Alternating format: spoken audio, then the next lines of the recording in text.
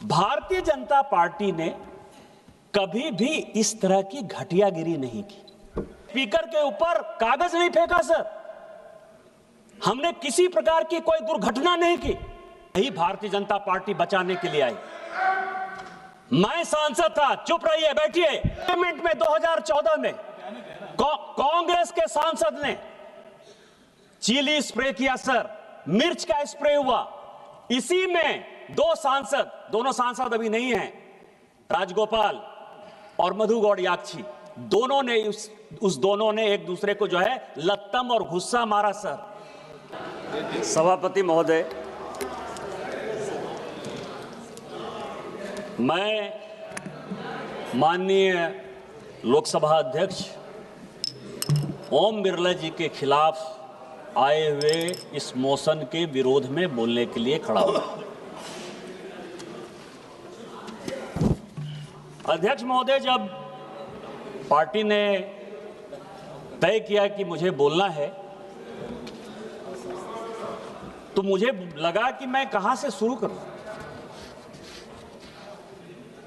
कायदे से ये पांचवा, सभी लोग कह रहे हैं कि 4वां अविश्वास प्रस्ताव है अध्यक्ष के खिलाफ, लेकिन कायदे से ये 5वां अविश्वास प्रस्ताव है हाउस के लिए, जानकारी के लिए, क्योंकि इस देश के पहले प्रधानमंत्री 1947 में हो गए, पार्लियामेंट भी हो गई, सरकार भी हो गया, स्पीकर भी हो गया। 1951 में इस हाउस की जानकारी के लिए और देश की जानकारी के लिए 1951 में पहली बार अविश्वास प्रस्ताव मावलंकर साहब के खिलाफ इस हाउस में आया था। 1954 में दूसरी बार उसी मावलंकर साहब के खिलाफ आया था। 1966 में सरदार हुकुम सिंह जी के खिलाफ आया था और 87 में बलराम जाखड़ साहब के खिलाफ आया था।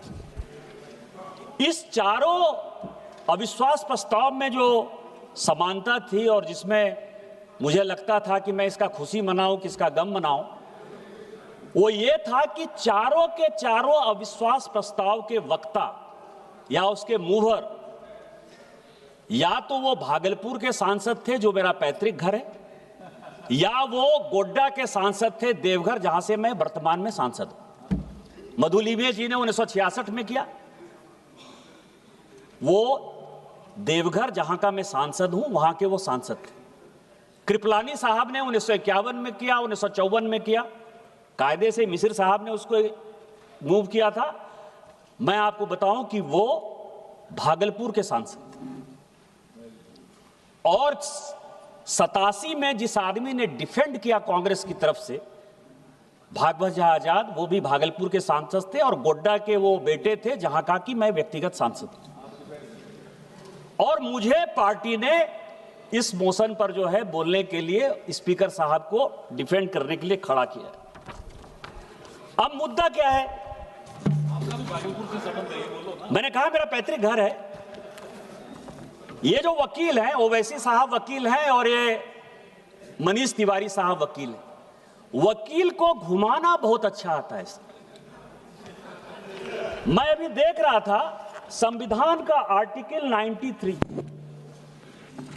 93 का एक पार्ट जो है, पोर्शन, बड़ा आराम से मनीष तिवारी जी बोल गए। स्पीकर होना चाहिए, डिप्टी स्पीकर होना चाहिए, तुरंत चुनाव होना चाहिए। मुझे भी लगा रहे इतने बड़े विद्वान आदमी है, सही बोल रहे होंगे।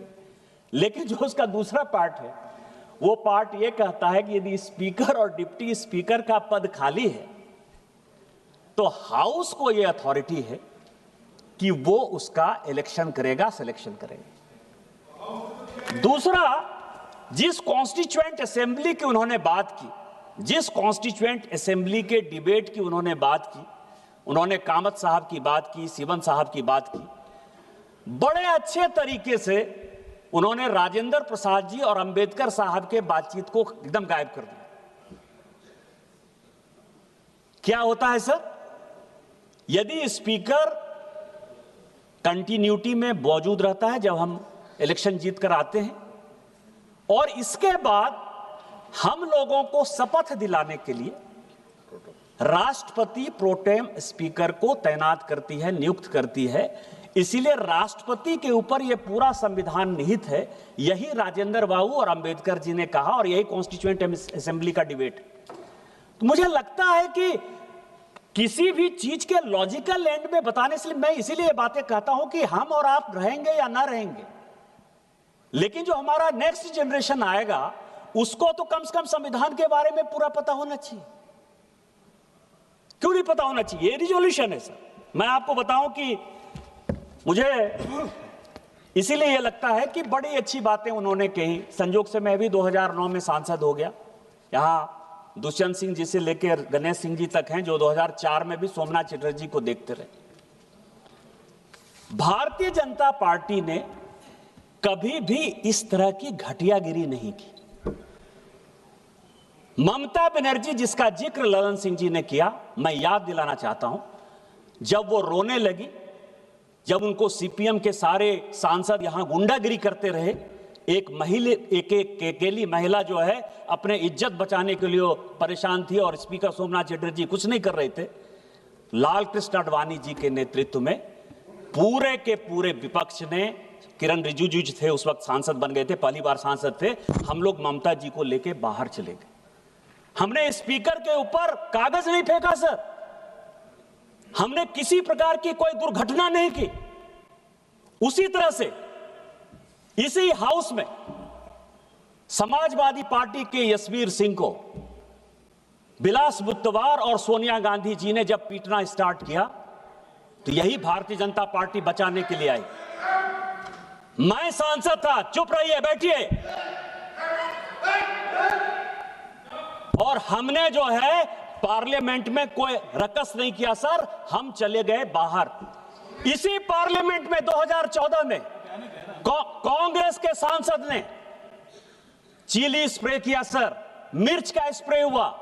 इसी में दोनों सांसद अभी नहीं हैं, राजगोपाल और मधु गौड़याक्षी, दोनों ने एक दूसरे को जो है लत्तम और गुस्सा मारा सर।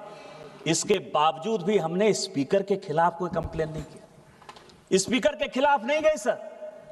थंबी दुरई को पूरी की पूरी डीएमके मारने के लिए दौड़ गई, हमने स्पीकर के खिलाफ कंप्लेन नहीं किया सर। लालू प्रसाद, साधु यादव, साहबुद्दीन सारे सांसद थे, सभी जेडीयू और बीजेपी वाले को 2005 में 2007 में पूरा परेशान करते थे, हमने कुछ नहीं कहा सर, हमने कुछ नहीं कहा। हमारे सांसदों को अभी महुआ मैत्रा बोलकर गई सर, इसी क्वेश्चन पूछने के कारण, इसी पैसे लेकर क्वेश्चन पूछने के कारण इसी लोकसभा के 11 सांसद बाहर निकाल दिए गए। हमने मदद किया कि नहीं किया सर? हमने तो स्पीकर के खिलाफ कोई क्वेश्चन नहीं किया कि आपको अथॉरिटी है कि नहीं है। अभी भी वो परेशान है। क्या दर्शन हीरानंदानी से पैसे लेके, बॉबी ब्राउन का जो है पूरा लैपटॉप और ये सब लेके आप बात करिएगा, आप पार्टी से बाहर नहीं निकलिएगा, आप संसद से बाहर नहीं निकलिएगा, आप आ गए तो इसका क्या मतलब है? दूसरा सवाल यह है सर, दूसरा सवाल यह है सर, सुनिए, ये कि लोगों को मेंशन जो हुआ वो रिकॉर्ड में नहीं जाएगा, नाम बाकी बोलो। दूसरा सवाल यह है सर, जो व्यक्तिगत है उसको निकाल दीजिए सर। अरविंद सावंत बोलते हैं बड़ा पीड़ा हुआ, स्वाभाविक है पीड़ा हो गया, इसीलिए पीड़ा हुआ कि राहुल गांधी जी और प्रियंका गांधी जी नेहरू परिवार के यहां सदस्य यहां बैठते हैं, आपको बड़ा पीड़ा हुआ। मौत का सौदागर प्रधानमंत्री हत्यारा है, चौकीदार चोर है, प्रधानमंत्री चोर है, डकैत है, देश को बेच दिया, लीडर ऑफ द अपोजिशन इतनी बातें बोलता रहा, आपको शर्म नहीं आती है? यदि नरेंद्र मोदी को कोई बच्चा नहीं है तो क्या उनको डिफेंड करने वाला कोई नहीं है? वो भारतीय जनता पार्टी के नेता हैं और इस देश के प्रधानमंत्री हैं। एक नहीं 1000 बार यदि बोलना पड़ेगा तो हम बोलेंगे। और मैंने क्या कहा सर? मैंने क्या कहा सर? मौत का सौदागर सोनिया जी ने on the floor of the house कहा है, हत्यारा उन्होंने on the floor of the house कहा है। क्या बात कर रहे हो? और मैंने तो किताब कोट किया सर, मैंने तो किताब कोट किया सर, और आज भी किताब लेकर आया हूं। ये एडविना माउंटबेटन की बेटी है सर, वो कहती है कि महात्मा गांधी की हत्या हो गई 30 जनवरी 1948 को, और उसके बाद जो है गम मनाने के बदले नेहरू एडविना माउंटबेटन के साथ एक कमरे में अलग से बंद थे और फादर ने और उसने जो, मैं तो किताब कोट कर रहा हूं,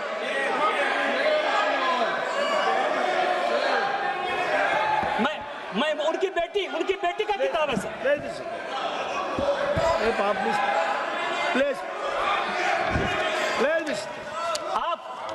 आप देश बेचने की बात कर रहे हो।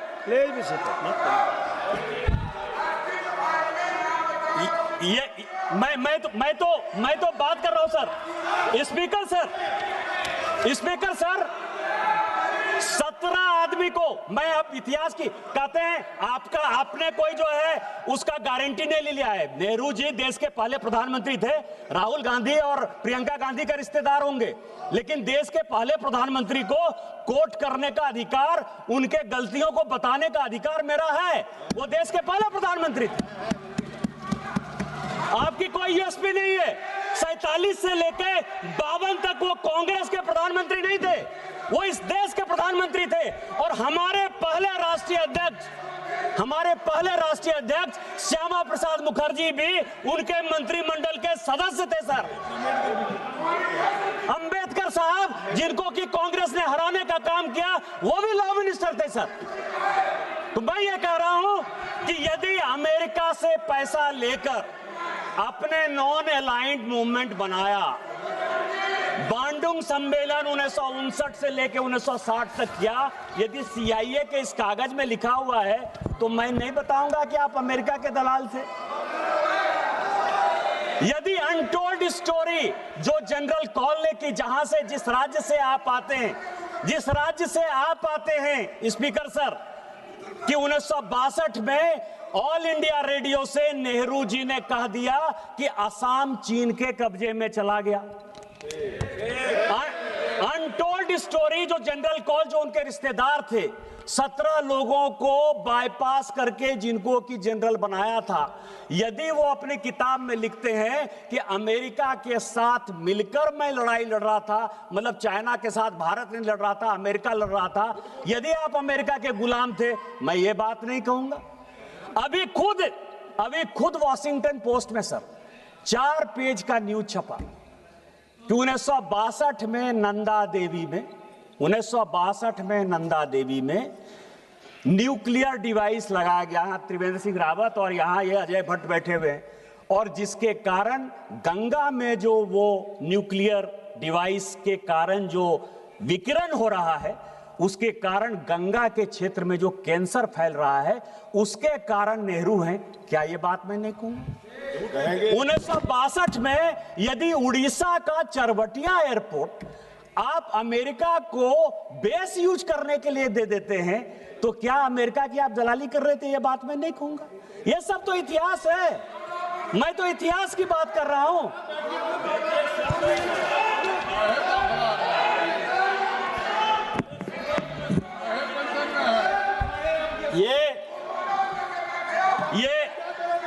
ये रिजोल्यूशन है सर, ये रिजोल्यूशन है और इस रिजोल्यूशन में लीडर ऑफ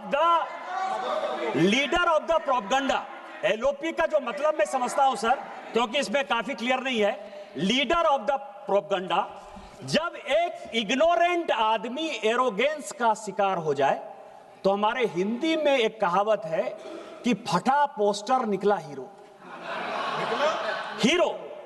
फटा पोस्टर निकला हीरो। जब एक इग्नोरेंट आदमी एरोगेंस का शिकार हो जाए तो क्या होता है? वो लीडर ऑफ प्रोपगंडा होता है। और LOP के बारे में ये पूरा इसमें डिस्क्रिप्शन है सर, कॉल एंड सगदर ने लिखा है कि लीडर ऑफ द अपोजिशन कौन होगा और लीडर ऑफ द अपोजिशन के क्या अधिकार होंगे। आज चिल्ला रहे हैं LOP को बोलने देते हो, LOP को नहीं बोलने देते हो।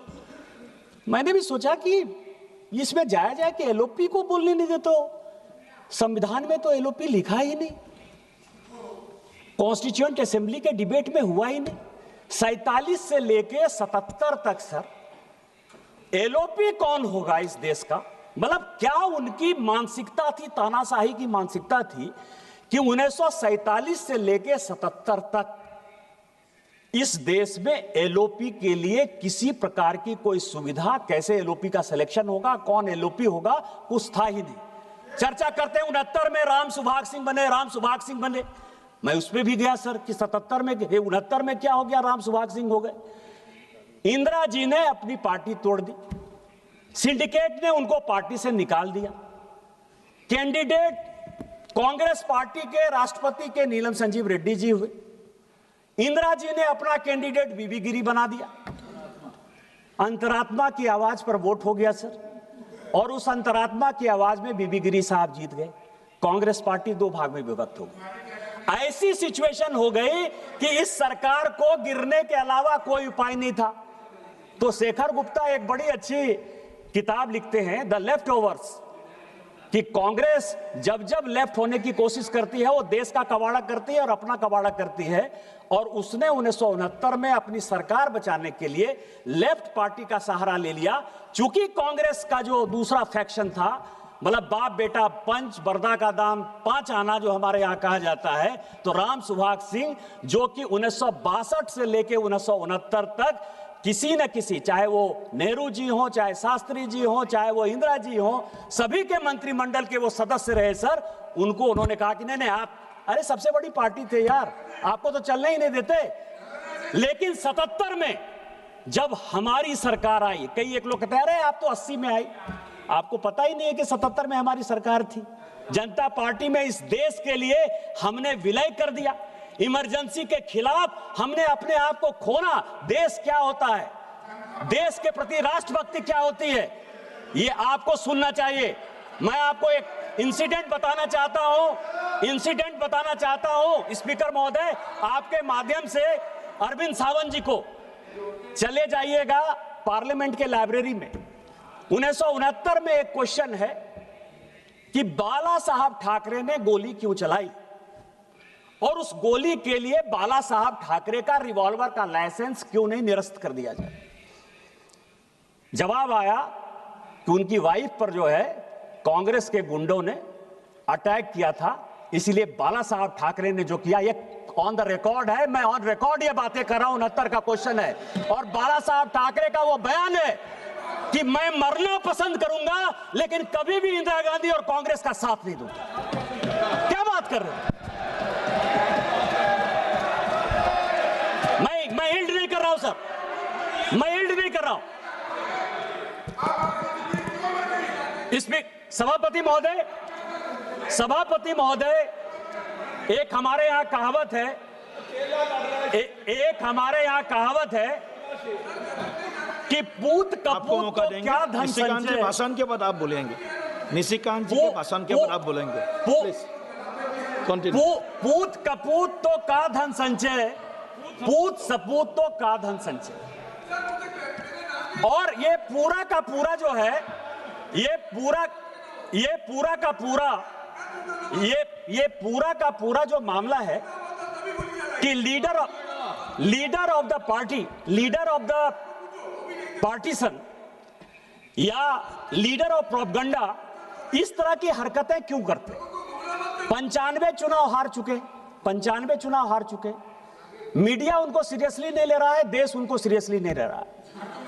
हालत क्या हो गई है कि आप ये समझिए कि जब सोनिया जी ने इस पार्टी को छोड़ा तो 206 उनके लोकसभा के सांसद थे सर। जब राहुल गांधी जी के बाद ये पार्टी गई तो वो 44 पे चली गई। दूसरा जब चुनाव आया तो वो 50 पर चली गई।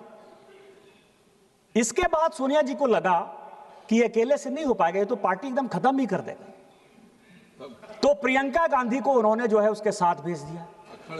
तो अभी 99 सीट पर जो है पहुंच गए सर।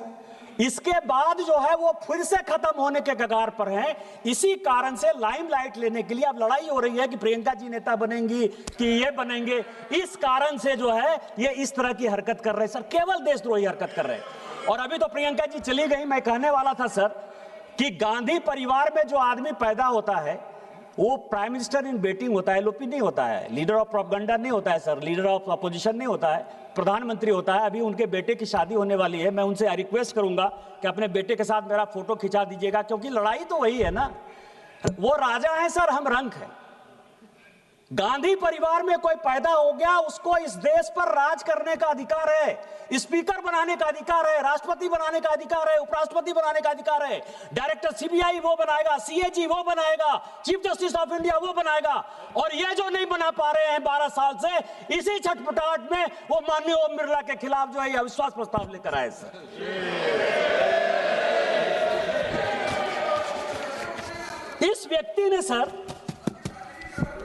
इस व्यक्ति ने लोकतंत्र को बंधक बना लिया सर। एक अपोजिशन का पार्टी है, आज मैंने सबका भाषण सुना, अखिलेश यादव जी का माइक बंद होता है, सुप्रिया सुले जी का माइक बंद होता है, गनी मोजी का माइक बंद होता है, टीआर बालू साहब का माइक बंद होता है। एक आदमी कंप्लेन कर रहा है सर, एक आदमी कंप्लेन कर रहा है। और क्या किस तरह की बातें करो, सबने तो भाषण दे दिया सर। मैं केवल एक भाषण कोट करना चाहता हूं 1954 का। मावलंकर साहब के खिलाफ अविश्वास प्रस्ताव किस लिए है, यह सभी को जानने वाली बात है। ए.के. गोपालन साहब कम्युनिस्ट पार्टी के बड़े नेता थे, अघोषित तौर पर वो लीडर ऑफ द अपोजिशन थे। उनका चार्ज मावलंकर साहब पर यह था कि मावलंकर साहब ने कहा कि मैं स्पीकर हो गया हूं, इसके बावजूद भी मैं कांग्रेस पार्टी का सदस्य हूं और कांग्रेस पार्टी के चीजों की रक्षा करना, उसकी आइडियोलॉजी का रक्षा करना हमारा परम धर्म है। मैं ए.के. गोपालन साहब का लेकर आया हूं, मुझे यदि किसी को चाहिए तो मैं ऑथेंटिकेट कर दूंगा और दे दूंगा। अब आप समझिए कि ये कह रहे हैं कि स्पीकर को नॉन पार्टीसन होना चाहिए, जो होते हैं सर। लेकिन आपके ऊपर भरोसा कौन करेगा? सोमनाथ चटर्जी जी ने जब 87 में कहा था, कई एक लोगों ने सोमनाथ चटर्जी जी को कोट किया कि स्पीकर को जो है वो बाहर निकल जाना चाहिए, पार्टी से बाहर हो जाना चाहिए, और उन्होंने स्पीकर के तौर पर अपनी उसी गरिमा को बनाए रखा। सोमनाथ चटर्जी जी सीपीएम से निकाल दिए गए। सरकार का साथ देने के लिए उन्होंने पार्टी को तिलांजलि दे दी, न्यूक्लियर डील आपका पास करा दिया। लेकिन जब 2012 में उपराष्ट्रपति का चुनाव होने लगा, जो वो बनना चाहते थे, आपने मुख्तार अंसारी के चाचा हामिद अंसारी को बना दिया इस देश का उपराष्ट्रपति, लेकिन सोमनाथ चटर्जी को नहीं बना। कौन साथ देगा?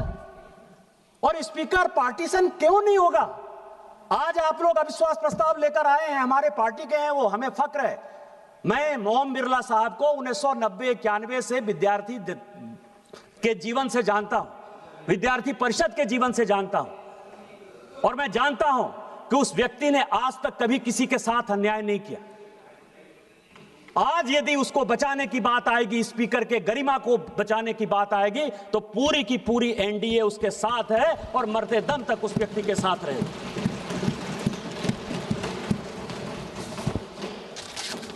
मैं जब लीडर की बात कर रहा था सर, कॉल एंड संदर की, तो सभी लोगों ने कोट किया कि कितनी बार वो पार्लियामेंट में बोले, 2004 में कितनी बार बोले, 2009 में कितनी बार बोले, 2014 में कितनी बार बोले। 2004 से 9 तक जब वो पहली बार सांसद बने सर, तो केवल एक बार बोले, और वो एक बार केवल उन्होंने कहा कि मैं राहुल गांधी ईश्वर की शपथ लेता हूं कि मैं सत्य निष्ठा से जो है भारत का संसदीय का जो है, इसके अलावा उन्होंने कोई बात नहीं की। 9 से संजोग से 9 में मैं आ गया था। 9 से 14 तक सर, जो पुराना पार्लियामेंट था ना, नहीं, जो पुराना पार्लियामेंट था, पुराने पार्लियामेंट में एक खंबा था सर। वो खंबा के बगल में जो है वो बैठते थे, और उनकी चौकड़ी थी सर, उनके मित्र मंडली थी, उससे वो बातचीत करके आते थे और चले जाते थे। जब उन्होंने मुंह खोला तो कलावती के बारे में मुंह खोला, और आज तक फिर कलावती का जो है उन्होंने ध्यान ही नहीं रखा सर। इसके बाद जब हमारी सरकार आई सर, मैं आपको बता रहा हूं कि वो किस तरह से उनका जो टारगेट है सर, उनका टारगेट है कि 3% लोगों को, 140 करोड़ देश है सर, सभी को माननीय प्रधानमंत्री जी के ऊपर आशा है, विश्वास है, इस संसद के प्रति आशा है, विश्वास है। आपको क्या होगा, मनीष तिवारी चले गए, 105 में कोट करना चाहता था। आपको पता है कि 105 का जो संशोधन किया, सांसदों के सारे अधिकार को जो अमेंडमेंट किया, किसने किया? 1976 में, जब पूरी की पूरी पार्लियामेंट को बाहर कर दिया। आप तो अभी कह रहे हो कि बोलने नहीं दिया जा रहा है। पूरी पार्लियामेंट के विपक्ष को और अपने ही चंद्रशेखर